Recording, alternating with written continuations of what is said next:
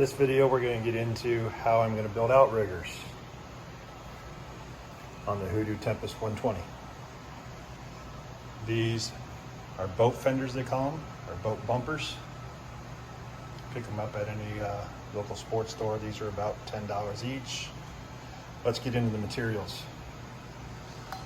What I'm going to do is use mechanical steel tubing into these molded in routes that were used, I guess, for one time as an option for attaching a bar for a trolling motor or whatever other stuff.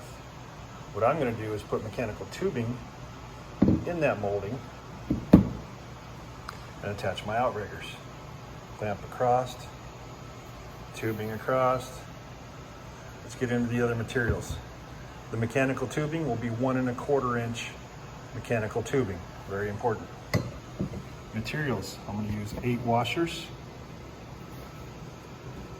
4 1/4 inch nipples, pipe thread 1/4 inch. We'll get to where the 4th one is in a second. 4 of these adapters. This is 3/4 thread to 1/4 thread MPT pipe thread, and then 4 1/4 inch caps. What I'm going to do is attach that to the boat fenders. How I did that is I attached one adapter with a washer on the other side, and then one of the 1/4 inch caps. That'll attach it to the boat fender. What I'm going to do is weld this along that seam into the mechanical tubing. The rest of it will be able to be disassembled, change out the boat fenders if one gets punctured or damaged, whatever the case. When I'm all done, everything will be powder coated. This 6-foot piece of steel mechanical tubing for this weighs 7.5 pounds. The rest of this gear, about 2 or 3 pounds. So we're looking at 10 to 12 pounds overall with paint and all materials put in place. I'll get back to you when I start assembling. On to the next step. The mechanical tubing that will span across the whole way has been cut. This piece is 5 feet long exactly. The boat fenders, I've partially assembled them. You got the cap, the nipple in between that's the right size for the hole. Washers on both sides, and then the adapter. This is a 3/4 pipe thread to a 1/4 pipe thread in the center for the nipple. Once that's tightened up, I'll weld that into the end of the tubing, and I'll show you the next step. Okay, so here we are at the weld table. Got the pieces all cut and assembled partially. So I have these 2 pieces here cut at a 45 on the end. It's 3.5 inches from this cut tip to the base. Same on the other end. This piece here that'll span across over the boat fender is 18.5 inches long from tip to tip on the 45 cut, the longest part, 90-degree angles. I'll weld and tack it up, weld these in.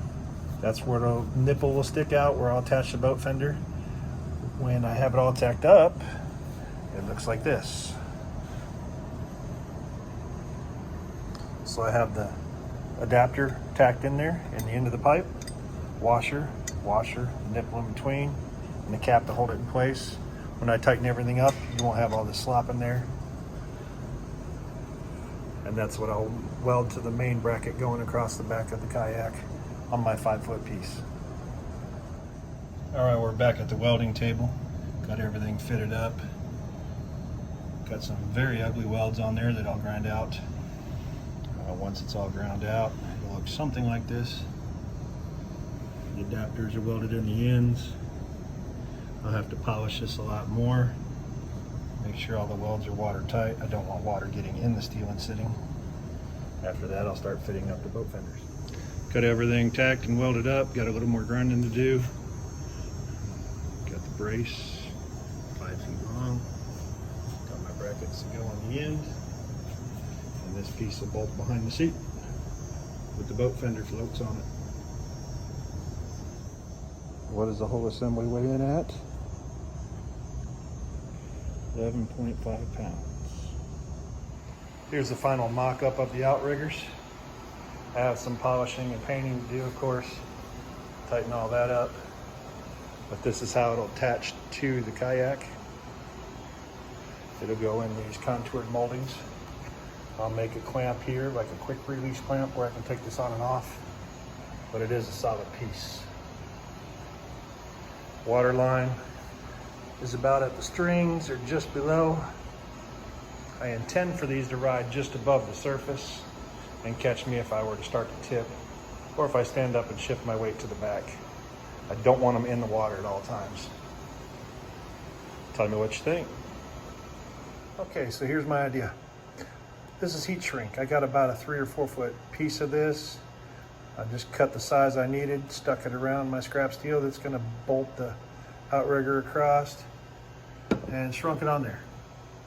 But since it's not straight, since this is following the angle contour of the kayak, I intend on cutting the same angle where just this piece will be on top of this and not on the sides. That way it'll add just a little bit of clamping force directly on the bar, and that'll keep it from twisting, I think. So I'm gonna trim that up and get back to you and let you see how it looks. So now I have this bolted in place. I've cut the heat shrink as I described earlier. With it bolted fairly loose in place, I'm unable to turn this pipe. So that'll keep it from turning.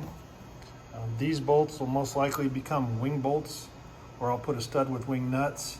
I want to be able to take this on and off when I don't want to use the outriggers. So here's my painted up assembly. Got it all set up where I'm gonna bolt it in, put everything in place, and then pop it on the kayak and see what it looks like. Here's the finished outriggers on my HooDoo Tempest 120P.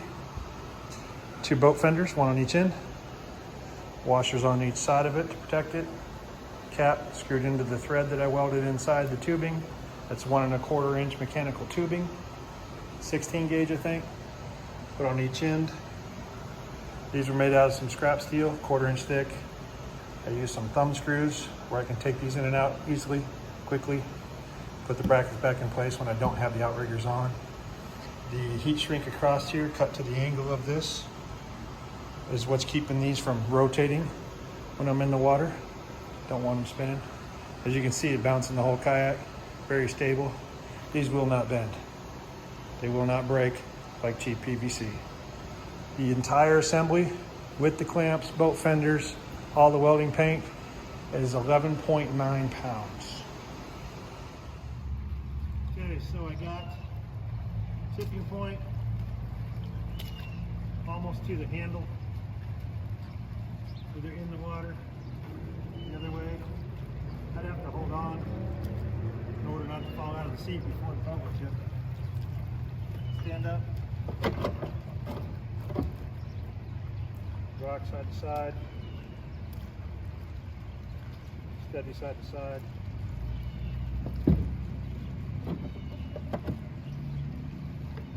And they should stay right above the water line.